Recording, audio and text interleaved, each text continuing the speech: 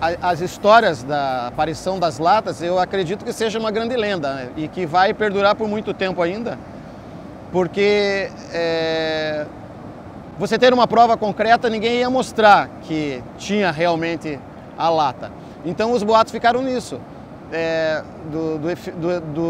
do que a gente conseguia constatar vendo as pessoas que falavam, mas aqui mesmo eu acredito que é somente uma lenda. A época era setembro de 86, eu imagino que era isso. E aí a parte da noite, né? Que a noite aí passou na televisão que tinha jogado no mar, né? Aí nessa noite os caras já começaram a achar, hein? No que deu hoje, assim, já tava passando, que tava ventando muito leste, né? E ele só traz pra cá, de lá. Ele foi lançado no mar, a maré e a correnteza trouxeram pra cá. E o vento, né? Que tava ventando. Acho que na mesma noite, por aí, ou na outra noite, eles já pegaram aqui na praia. Pegaram aqui na praia. E lá na praia também, da Ararapira pra cá, pegaram um monte ali.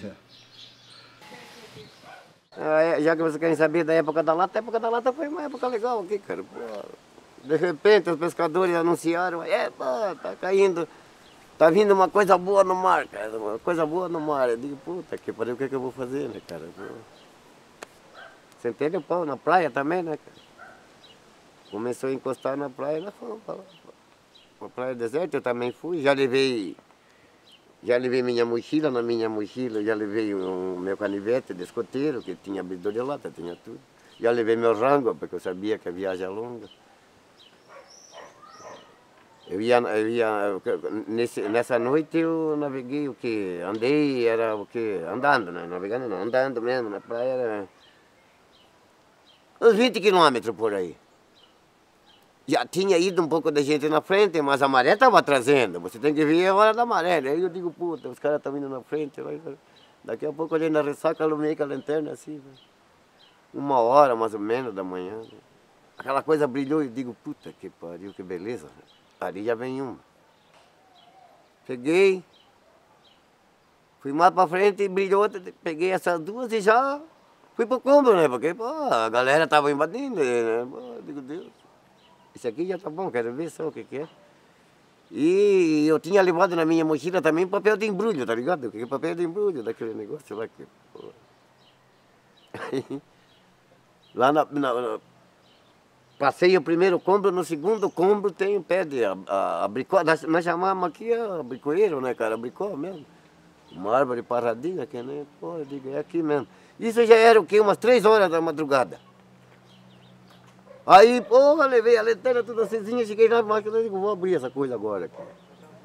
Aí abri, velho, meu, caramba.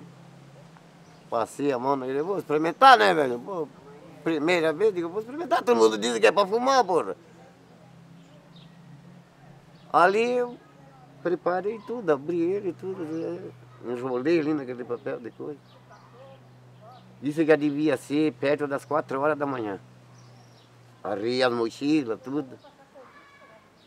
E acendi. Eita, que coisa boa, velho. Pitei, fiz um ranguinho, terminei de pitar, aquele negócio apagou, eu também apaguei. Era uma coisa coisa que fez eu apagar e... Aí... Dormi, né, cara? Pô, desmaiei ali, cara. A lata toda do lado, eu esqueci de tudo ali, cara. Perdi a memória, eu acho que eu perdi ali uns 40% da minha memória apagada mesmo. Aí, de boa, né? Mas tô cegado. Olha, eu me levantei, olhei no relógio que eu levei, o meu reloginho de pulso. Não tá aqui comigo agora, mas tá no meu barraco lá. Levei ele. Sabe por que eu me assustei, cara? Eu me assustei, era 10 horas da manhã, mas um solzão mesmo, mas tava pegando, eu me assustei porque tava começando a queimar, tá ligado? Aí eu me assustei e digo, puta, isso aqui é tão bom, malandro. Eu olhei ali de novo e digo, você tá aí, só que agora não, né? Aí juntei na mochila tudo ali, cara. Terminei de fazer, cara. O resto da minha mochila, o cachorro do mato, porque cachorro do mato que nós chamamos aqui, eu de manhã, vieram comer esse negócio de lanche Carregaram com tudo, só não mexeram ali, porque aquilo não é para eles, né, cara? Não era para eles, era... E daí, ó,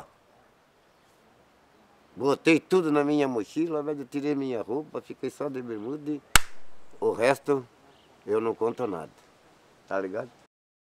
Então, eu tava pescando com o Edmundo na época, nós pescávamos tubarão aí fora, só num dia pegamos 13 latas, só numa ida pra lá, que fomos ver a rede. Nós estávamos em 2 canoas, pegamos 13 e outra canoa pegou 7 latas. Mas... Não estou fazendo nenhuma apologia às drogas, porque como dizia o velho professor Darcy Ribeiro, droga é coisa para velho. E a minha participação nessa história da lata é a seguinte: eu morava com meu amigo Antônio Gilberto Lago, falecido este ano, na Rua Saldanha Marinho, 550, em Curitiba. O gigante tinha uma residência no Superagui, na época em que houve a história da lata, que foi a história do Solano Star, que na altura de Angra dos Reis, a 200 milhas do litoral sul do Rio de Janeiro, ao saber que a Marinha Brasileira ia abordar o navio, avisado pelo DEA, que é o Departamento Antidrogas dos Estados Unidos, eles lançaram, segundo a Folha de São Paulo, depois eu vim a saber depois disso, seriam 24 toneladas acondicionadas em 22 mil latas. Aí, antes de serem abordados, eles jogaram as latas no mar. Muitas delas vieram parar no litoral do Paraná, claro, porque São Paulo, apesar do pequeno litoral, é grande, tem a praia deserta. Aliás, onde é um cemitério de navios por causa dos próprios bancos de areias, né? As correntes marítimas que vêm da África passam ali por Superagui. Tanto que o Hans Staden, quando em 1500 e poucos, quando naufragou ali naquela região, já encontrou outros 2 náufragos portugueses. Foi mais acima, mas é a mesma corrente que atravessa o Atlântico, que traz os navios, abarrotou de latas o nosso litoral, a própria Ilha do Mel, onde estamos aqui agora.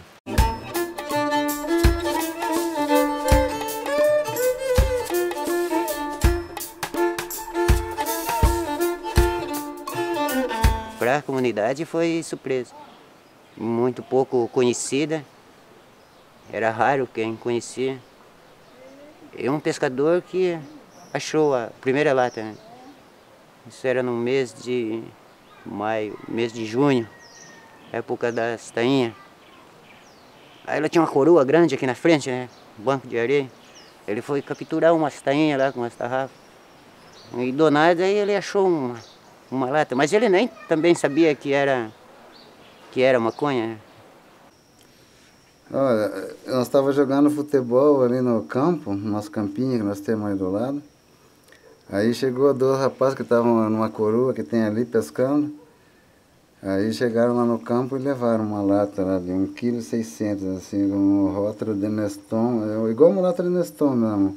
O rótulo dela era suco de uva, cara, a marca registrada dela, suco de uva. Meu cunhado até então, ninguém aqui da vila conhecia a tal da maconha. E meu cunhado Gariba, ele foi fumar uma que todo mundo falava que já escutei falar, o negócio é bom, não sei o quê. Aí ele enrolou um baseado, mas um charuto. Aí fumou aquele charuto, foi parar no hospital em Guaraqueçaba, foi tomar glicose na veia, porque o cara ficou muito doido. Ficou muito doido. E assim, várias pessoas, né? A rapaziada mais nova aí. Um dos primeiros bags que eu fumei me entortou tudo a boca. E daí o cara que fumou maconha, que ficou doidão, é aquele que tá ali sentado de camisa vermelha. Vem cá, Gariba, vem cá. Daí, vem cá, rapaz. Ó, esse aqui é meu cunhado. Esse rapaz aqui é o cara que teve a honra de experimentar o primeiro baseado daquela lata. E ficou muito doido, bicho. Foi até pro hospital tomar glicose na veia, de tão doido que ficou. Até então, naquela época, ninguém conhecia baseado aqui, né, Gariba? Foi de lá pra cá, não foi? Foi. A gente trocava, né? Troquemos com o cara com panela, com coisa. Aí ele fez um baseado assim, um cigarro assim, e deixou na beira da praia. Aí a gente pegou ele, eu com o meu primo outro. Roberto. Fumemos aquela coisa que depois parece que subiu dessa altura assim. Eu? Hã? Eu tava acho que com uns 16, acho que 14. É. Eu tive que ir para Paranaguá amarrado. Foi? Ficou doido, alucinado, cara. 12. O cara via bicho. O cara que deu esse negócio pra gente via bicho assim, na frente dele. O cara era doido inteiro.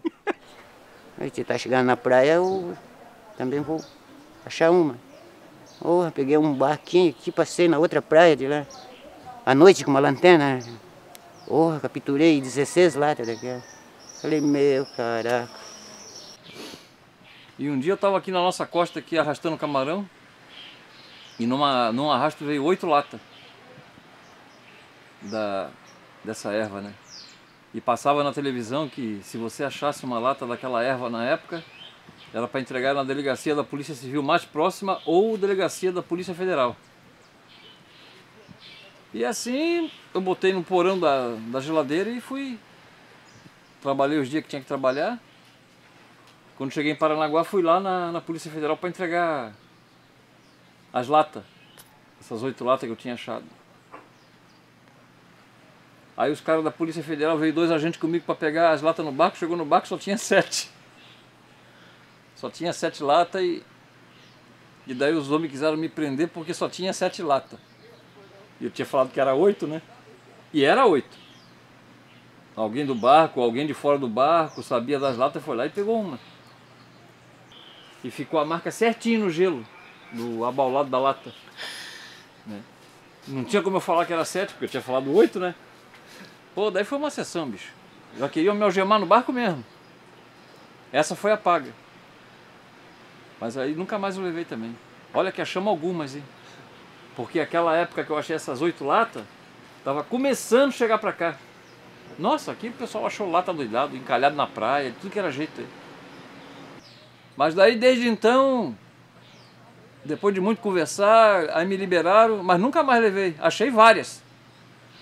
Depois disso achei um monte mais de lata, mas nunca mais levei para eles. Eles estavam com uma caminhonete, eles faziam um trabalho aqui, com areia, monazita. Eles desceram a praia, depois veio a caminhonete com umas 500 latas daquela. Ele fez umas 3 viagens aqui na praia, ele deixou ali em cima do trapiche umas 2 toneladas. O que ele ia fazer? Ele trouxe, chamaram um barco da capitania. O barco veio, levou aquela barbaridade.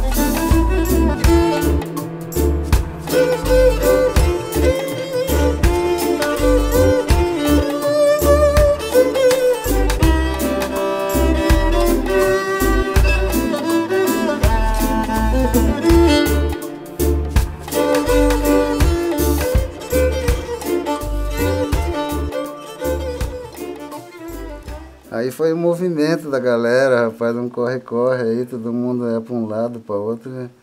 Nós conseguimos capturar um bocado de lata aí. Aí depois no próximo dia já chegou os homens aí para pegar umas latas aí. Inclusive meu sogro que tinha achado lá um bocado de lata, entregou 36 latas aí para os homens. Depois, nos dias seguintes, no jornal só apareceu como 8 latas, como tinha entregue. Eu cheguei a ter uma que a gente achou na praia, até furada pela pela marinha, de helicóptero, alguma coisa, porque estava tudo molhado já, o que tinha dentro, e dá para ver as perfuração de bala nela, assim, uma embalagem para 1,5 kg mais ou menos, acho. Tipo uma embalagem de extrato de tomate grande, assim. Tinha um senhor lá na praia que morava lá, e agora ele já faleceu, né? Oh, ele capturou 180 latas. Daí ele veio perguntar para mim o que ele ia fazer com aquelas latas, né? Se ia entregar para a polícia ou... Não, vamos vender essa coisa aí, vamos tomar tudo em cerveja, né? Mas o que a gente vai fazer? Eu falei, você vai em Paranaguá, compra uma lata de Zarcon e vamos pintar essas latas, né? Ele foi lá na cidade e trouxe uma lata de Zarcon, daí a gente levou lá num rio de água doce, lavamos bem as latas, e deixamos lá debaixo de um barraco e na hora que aparecia um doido, e a gente vendia, né, R$10 cada.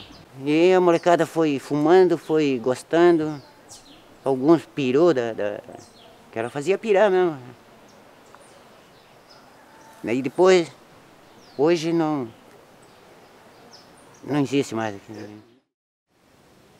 Mas era isso, rapaz. Eu sei que o beck era bom. Tinha 3 tipos de beck. Tinha um amarelinho, um marronzinho e um maspardinho.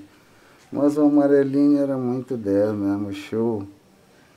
Era daquele que o Marins gosta. E eu morava com meu amigo Gigante, como falei, o Antônio Gilberto Lago, e ele tinha uma casa no Superagui. E de lá ele trouxe um dia, olha Marins, tem uma surpresa para você. E abriu uma lata, que era mais ou menos 1,5 kg. Pegou um velho abridor de lata, abriu e quando abriu assim, exalou aquele cheiro no ar. Porque realmente, depois eu vim a saber também isso, que o nível de THC da maconha da lata era 6 vezes superior ao nosso. Porque é um outro tipo de cannabis. A que a gente consome no Brasil é a cannabis sativa, que tem 0,5% de THC.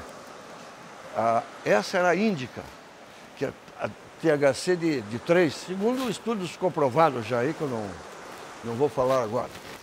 E aí eu como consumidor, fiquei com 1/3 da lata. E numa dessas andanças, né, conheci um tal de Seu Zé. E esse Seu Zé, né, um traficante na área, tal, uma pessoa que não fazia mal para ninguém, mas tranquilão, né? E ele conversando aqui numa situação, né, ele com o mestre nas coisas erradas, foi parar lá dentro do presídio, né? E esse Seu Zé falando que conheceu lá dentro, né, na época lá do AU, um tal de Seu C.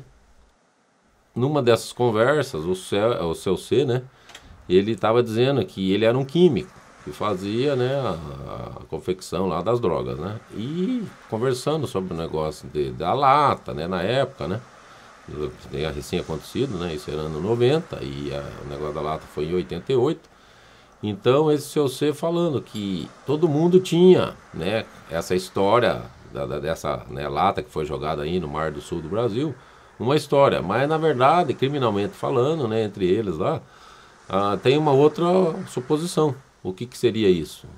Que como eles faziam parte desse cartel, ele sabia, porque ele era um dos químicos, um integrante, né? Como ele foi preso, estava, né, lá parado, mas a turma dele continuava trabalhando, né? E esse Seu Zé explicando para mim, né? E esse Seu C falou o seguinte sobre esse negócio da lata, todo mundo tinha uma concepção do troço e não era nada disso, era o quê? Que eles precisavam, né, passar as cargas deles lá no norte do Brasil, né, Pará, Bolívia, Rondônia, aquelas coisas todas, né? E eles, a Polícia Federal estava muito em cima. Então o que eles, né, tinham o chefe deles lá, que era muito metalizador das coisas, daí o que o cara fez? Pegou e bolou, né, deles comprarem essa droga, né, na Indonésia, lá na Ásia, não sei onde, né?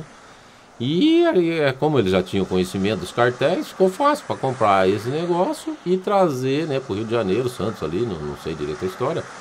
E depois dizer que foi para alto mar, que aconteceu, né, toda a história aí que é narrada nesse documentário, né?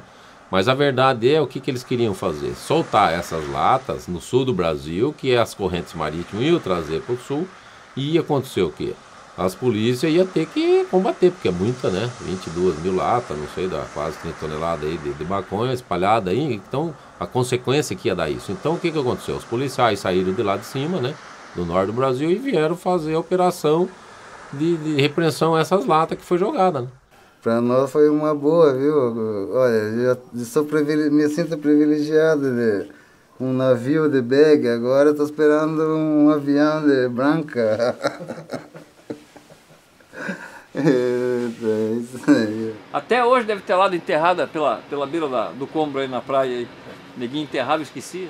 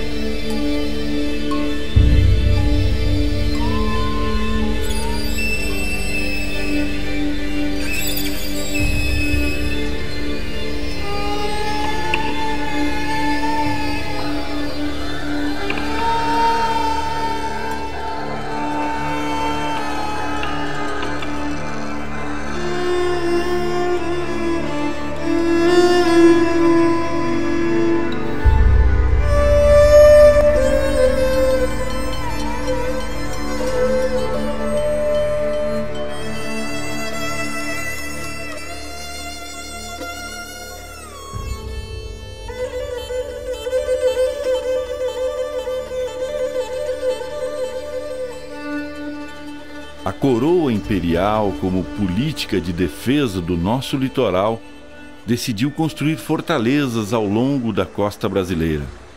Uma dessas fortalezas foi construída na Ilha do Mel, protegendo a entrada da Baía de Paranaguá. Originalmente, haviam 3 rotas para entrar na Baía de Paranaguá. A mais usada inicialmente era a rota pelo Canal Norte, entre a ponta norte da Ilha do Mel e a Ilha das Peças, e Superagui.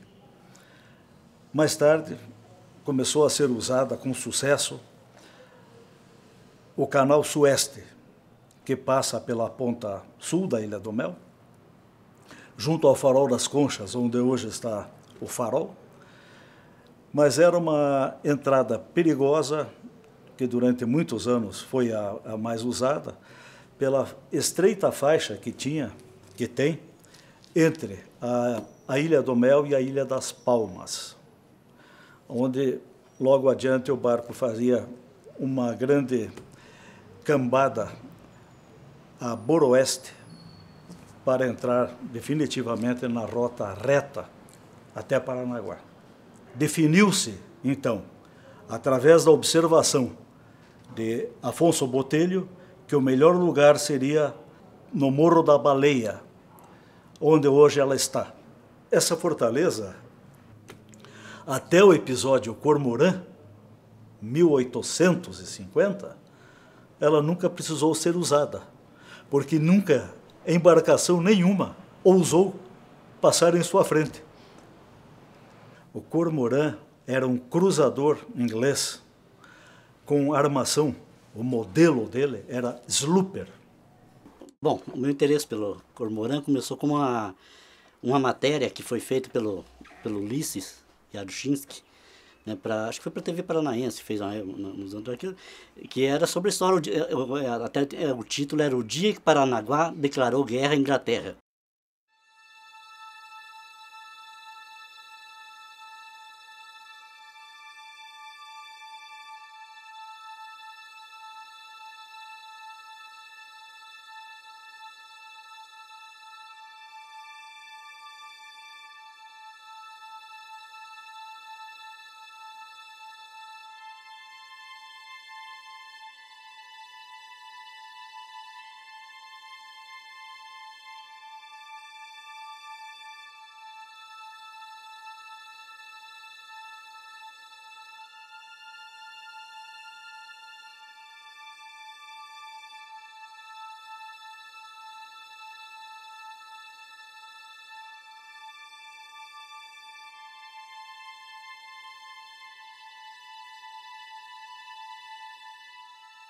A vida corria em harmonia na próspera vila de Paranaguá, fundada em 1649.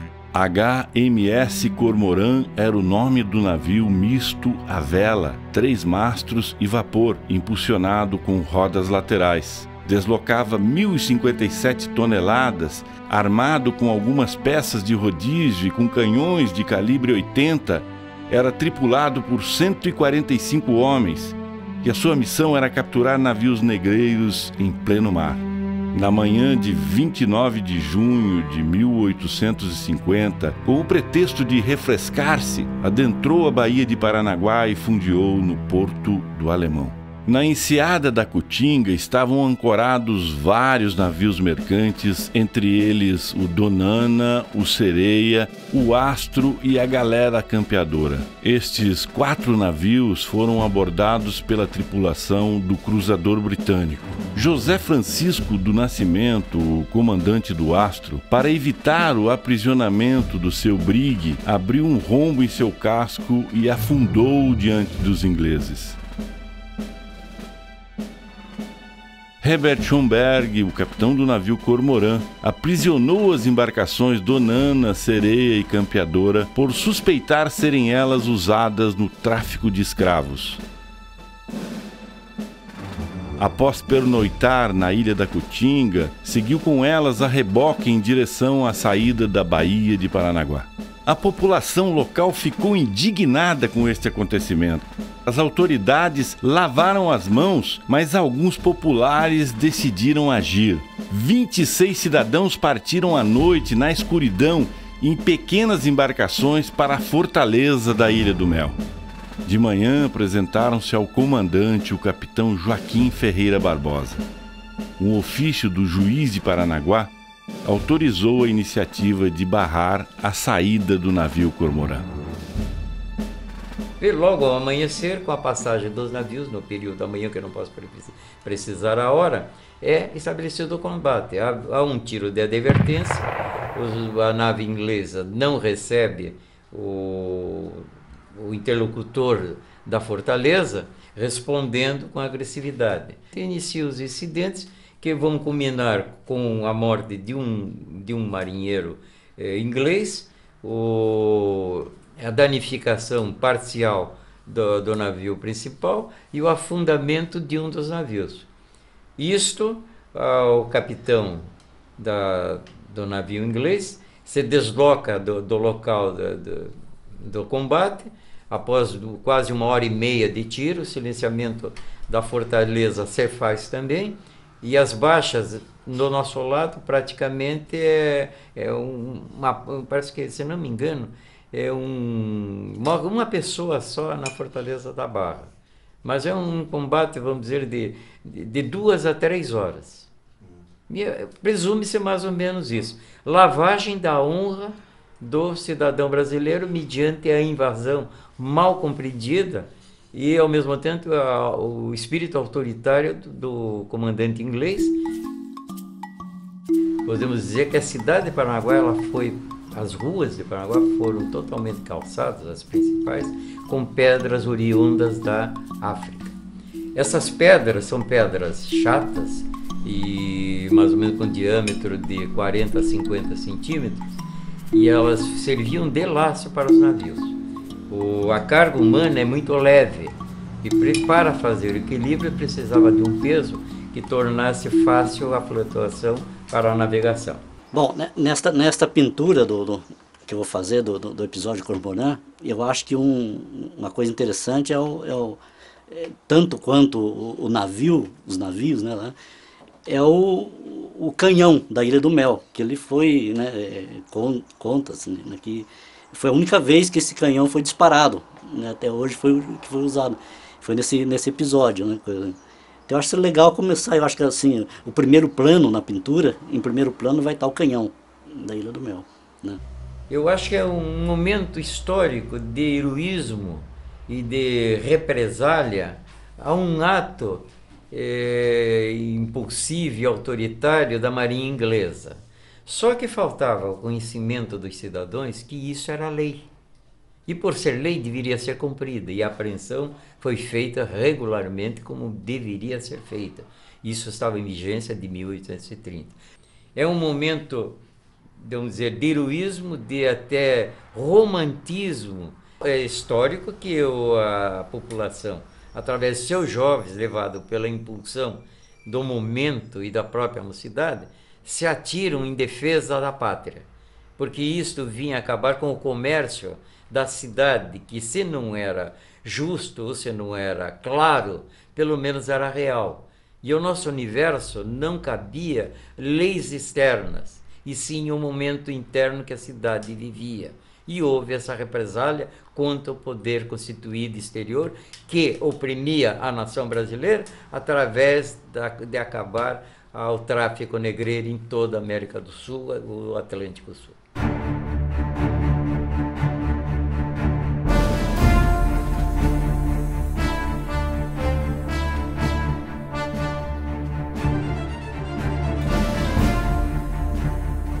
Não seria justo contar este episódio sem mencionar os nomes dos cidadãos patriotas que ficarão na memória de Paranaguá como os heróis da história brasileira. Antônio Cristóvão da Silva, Antônio Gonçalves Pendão, Antônio José da Costa Júnior, Antônio José de Medeiros, Antônio Pascoal Frugoni, Bento Antônio de Menezes, Carlos Silvestre, Caetano José de Souza, Custódio Borges, Francisco Pires, Isidoro Marques Leal, João Feliciano dos Santos, Joaquim Caetano de Souza, José Cárdenas do Amaral, José da Cruz, Lino de Souza Ferreira, Luiz de Souza Ferreira, Manuel Francisco Grilo, Manuel José de Oliveira, Manuel Luiz Fernandes, Manuel Ricardo Carneiro, Paulo José Dias Cardoso, Piloto Teixeira, Previsto Gonçalves da Fonseca Colúmbia, Salvador Prado, Victor da Silva Freire e mais os 12 militares da Fortaleza.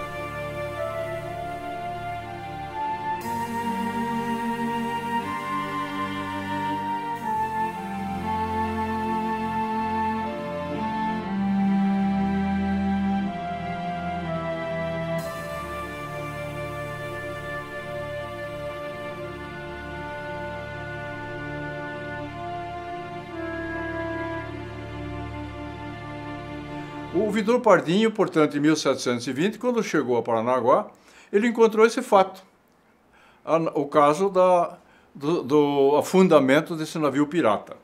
E eu tenho aqui o documento, esse documento, que é um documento que mostra, em 1720, dirigido ao rei Dom João V, mais ou menos nesses termos, assim: Senhor, tendo passado em correição nas diversas povoações do sul desse estado do Brasil, que pareceu preciso dar conta a vossa majestade com individuação de alguns navios estrangeiros que nele têm entrado nesses anos próximos.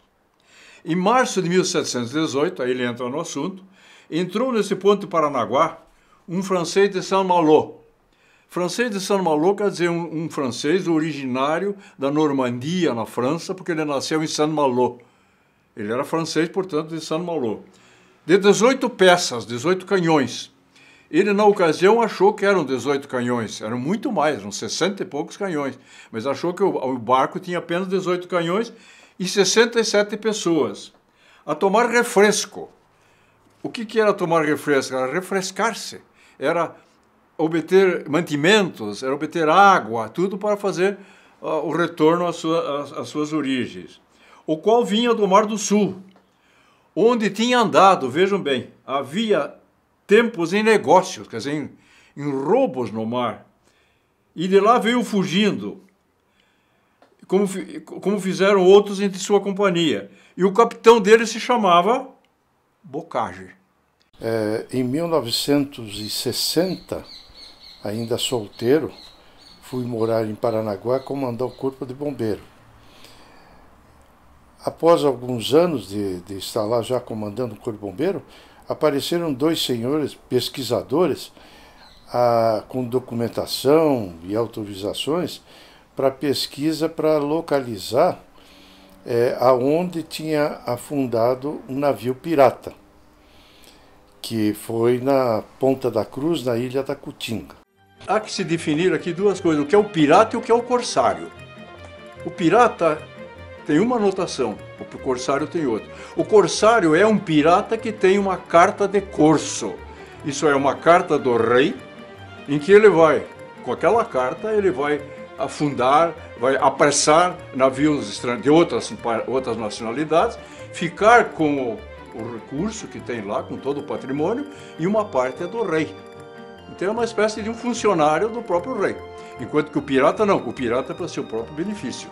Então eu acredito que esse caso não era um caso de pirata, mas era um caso de corsário. Eu explico por quê. Porque o Bocage, que é o comandante desse navio Bolorô, que afundou um navio pirata, ele era oficial francês e era naturalizado português. Ele era português, naturalizado português. Então, na verdade, ele tinha uma carta de corso do rei de Portugal para fazer esse apressamento, fazer essas investidas contra os outros navios da Espanha, principalmente da Espanha e da Inglaterra. A localização onde se presume que estava esse navio, ou afundou o navio, é na lateral da Ponta da Cruz, na Ilha da Cutinga. Não era bem na extremidade da Ponta da Cruz. Era na lateral, cujo local a gente ficava em frente da Ilha da Cutinga, com pedras todas alinhadas e colocadas num formato de trapiche. Só que neste local, de 50 a 100 metros de distância, existia uma pedra ou uma parte rochosa que, com a maré baixa, ela ficava na flor d'água. Então já existia uma sinalização, uma boia naquele local. Mas na época do navio pirata não existia essa sinalização. Então, como ele era naturalizado português, é um fato interessante, porque de repente, depois de ele ter afundado o navio, de ter sido afundado o navio, ele desaparece.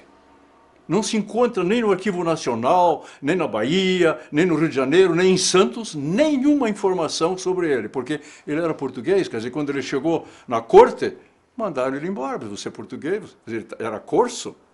O que ele estava fazendo era exatamente pegar um navio espanhol que vinha vindo do Valparaíso, que vinha vindo do Chile, cheio de prata. Foi difícil encontrar porque a gente tinha na mente de que o navio estaria, não digo em perfeito estado, mas com alguma aparência de navio, quando na realidade não existia nada no fundo. Porque em mais de 200 anos, sendo ali uma conjunção de um rio com o mar, o movimento de água é muito grande, então o movimento de areia no fundo era também muito grande. Nós calculamos que da época que o navio pirata afundou e até aquela época que nós estávamos pesquisando, tinham se passado quase ou mais de 200 anos e a profundidade aumentou 5, 6 metros. A profundidade aumentou? Não, a profundidade diminuiu pelo acúmulo de areia. É lenda. Eu não posso contar isso registrado oficialmente, porque não foi, mas é a lenda em Paranaguá. O povo se reuniu e fez uma, como é que vamos dizer, fez uma reza, né? Fez uma reza na praia para Nossa Senhora do Rosário. Nossa Senhora do Rosário é exatamente a santa de Paranaguá, a santa padroeira de Paranaguá. E o que aconteceu, um fato curioso. O barco pirata que estava estacionado a mais ou menos 150 metros da entrada do rio Taguaré, o Taguaré hoje chama-se Tiberê, naquela época ele chamava-se Taguaré, ele estava estacionado ali, ancorado ali, esperando o retorno, porque ali é uma baía fechada, né? Aquela parte é fechada, o retorno do barco para ir outra vez pegar o Atlântico. Ele esperava ali, ancorado, aguardando o outro sair. E o outro não saía porque ele estava ali na boca da barra. Aconteceu um fato interessantíssimo. Talvez dizem os católicos e o pessoal fervoroso lá de Paranaguá que foi graças à reza. Andaram pela praia rezando, fazendo aquelas ladainhas todas, etc., com muito fervor. E naquela tarde aconteceu um fato seguinte, deu um temporal, um chamado cumulonimbus. O cumulonimbus que dá às vezes no litoral são nuvens pesadíssimas, pretas, e que deixam encapelado, deixam o mar violento e cai uma chuva muito forte. O que aconteceu? O barco estava estacionado, ele não sabia que perto dali existia uma rocha que estava semi-submersa, a pouca altura do mar, que nós chamamos hoje é chamada de palangana. Essa palangana então fica na superfície e com aquela subida e descida do casco devido às ondas, ele bate nessa pedra e afunda. E nessa hora alguns morreram e alguns fugiram de barco para a Ilha da Cotinga. Da Ilha da Cotinga eles vieram para Paranaguá e lá em Paranaguá foram presos e naturalmente recambiados para Santos. Começamos eu mergulhando com um aparelho leve de narguilé, que é uma válvula na boca ligada numa mangueira, num compressor da embarcação, porque e não podia, só podia fazer localização de alguma peça, por causa que por eu estar sem peso algum, eu não conseguia fazer força ou pegar algum equipamento que precisasse de força. Então nós tínhamos um mergulhador, Juan Manuel, um espanhol, que mergulhava com um escafandro pesado. Então depois que eu localizava alguma coisa, ele descia com o escafandro, ele que amarrava cordas ou cabo de aço, ele que firmava ou fixava quando se suspendia alguma peça, ele que atendia. Eu mergulhava e chegava ao lado de uma pedra muito grande, uma pedra de aproximadamente 2,5 metros, 3 metros de altura, e depois eu passava por cima dessa pedra e pelo outro lado da pedra eu continuava a busca, quase que me arrastando no fundo, porque não tinha praticamente visibilidade nenhuma. E eu levei dias, cada vez que eu mergulhava, eu sentia um movimento de água muito grande atrás de mim, como se viesse esse movimento de trás dessa pedra, pela parte de trás. Mas como eu não tinha visibilidade, e era pelas minhas costas, eu nunca me preocupei com aquilo. Passado 15 ou 20 dias, é que eu descobri o que era aquele movimento d'água e que eu levei um susto muito grande. Era um peixe mero de mais ou menos 300 quilos. Era tão grande, tão grosso, que ele nadava arrastando a barriga no fundo de areia. E o movimento era do rabo dele na água, que fazia deslocar a água atrás de mim. E a gente via peças no formato de pedras.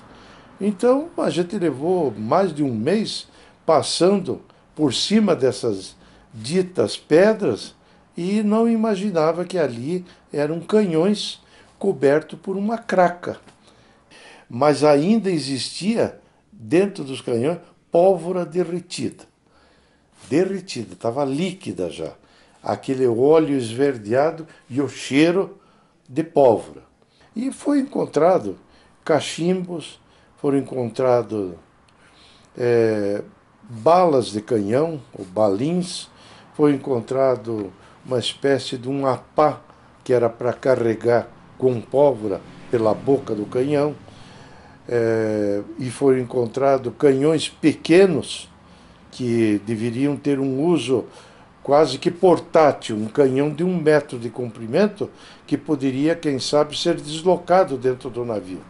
Mas isso não foi suficiente. Tiraram uma porção de canhões, mas não conseguiram entrar no cofre principal, que está lá até hoje, com mais de 200 mil cruzados. Eu não posso referir quanto vale isso, porque o valor de cruzado daquela época e de hoje é muito difícil. Como tem ouro, tiraram muitas oitavas de ouro, muitas oitavas de prata, tiraram dinheiro, tudo mandado pelo rei D. João V, que era o rei de Portugal. No que restou do navio, do mergulho, foi tirado. Eu tenho aqui um exemplar, cachimbos de piratas, que eram feitos de uma louça especial e devia existir um carregamento muito grande desses cachimbos, porque se conseguiu localizar no meio da areia centenas de cachimbos, quase todos quebrados.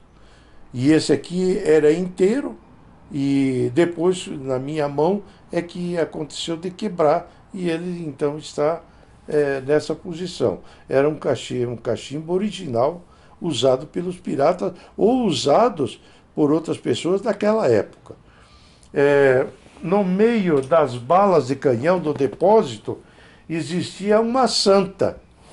Essa santa, num metal que não foi corroído, mas que depois que foi tirada a santa, foram feitas cópias em terracota e dado para as pessoas que tomaram parte naquela pesquisa. Foi nessa ocasião que eles encontraram a Nossa Senhora das Vitórias. A Nossa Senhora das Vitórias está na França, está numa igreja na França. Dizem que essa Nossa Senhora das Vitórias depois se chamou, o Papa depois determinou que ela se chamasse Nossa Senhora do Rosário. Informalmente, eles me contaram que a bandeira, o símbolo dos piratas, era uma mão, uma manopla, segurando uma cabeça decapitada, segurando pelo cabelo. Em 1964, eu estava na direção geral da Secretaria de Educação, quando dois pesquisadores chamados Lorde e Bittencourt, que eram de São Paulo, do Instituto Histórico e Arqueológico lá de São Paulo, de Santos também, vieram me pedir um auxílio para eles continuarem a pesquisa. Eu, evidentemente, como não tinha no orçamento alguma coisa que caracterizasse essa rubrica para uma ajuda. Então eu disse para eles, olha, eu não tenho como ajudar pela Secretaria da Educação, na época, de dar um auxílio para vocês para continuarem essa pesquisa. Daí ele me perguntou assim, mas o senhor não poderia comprar um canhão? Ah, bom, canhão eu posso comprar, porque o canhão, na época, o Museu Paranaense era da Secretaria da Educação. Então eu compro o canhão e mando para o Museu Paranaense. E assim fizemos. Comprei o canhão deles, e eles, em retribuição, me deram essa réplica da Nossa Senhora das Vitórias, que está, inclusive, pode ser vista nas costas, as ostras, porque ela ficou 200 anos dentro do mar, embaixo da água, né? E me deram um diploma de participante dessa empreitada. E eu creio firmemente, tenho certeza, que esse tesouro, que devia estar acondicionado em alguma caixa, algum caixote de metal ou de madeira, a primeira coisa que os piratas fizeram foi salvar esse tesouro na hora que o barco estava afundando. E o único local que eles tinham para esconder o tesouro era a Ilha da Cutinga. Em algum lugar remoto da Ilha da Cutinga deve estar enterrado ainda esse tesouro.